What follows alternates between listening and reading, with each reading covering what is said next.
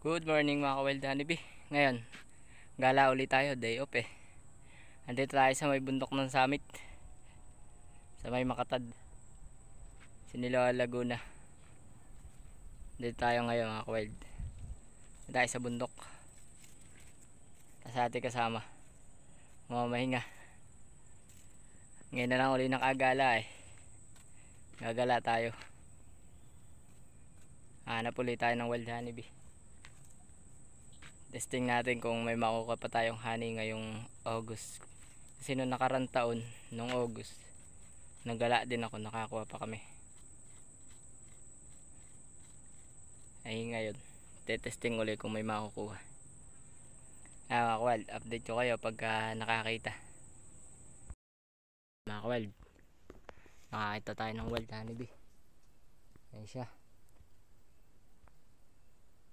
Yun yung atin nakitang wild honeybee. Kaso ang tingin ko maedad na, pero walang pulot. Yun ang problema natin,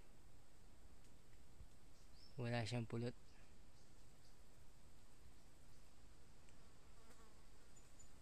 May edad na siya kaso wala namang pulot, kaya hindi rin natin makakukuha. Tapos ganyan pa siya kataas. Baba lang siya mga ka-wild, para lang siya mga poste ng kuryente. Ganun lang siya kataas.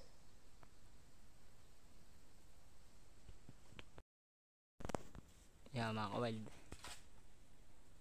walang pag-asa ito. Wala tayong makukuha ang honey dito. Hanap ulit tayo na iba mga ka-wild. Update ko kayo pag pwede nang kunin.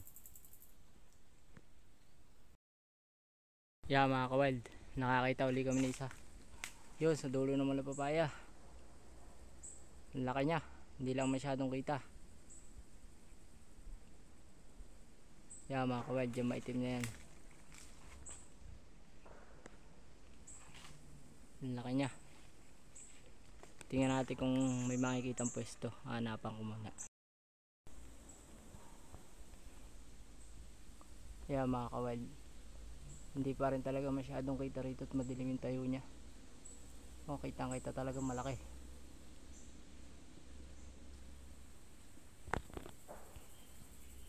Kapal.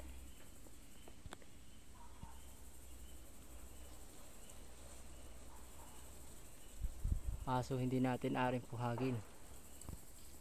At ang dami naghahakot ng kahoy, nagka-clearing ng kukulamber doon sa itaas, ay hindi natin mapupuhag agad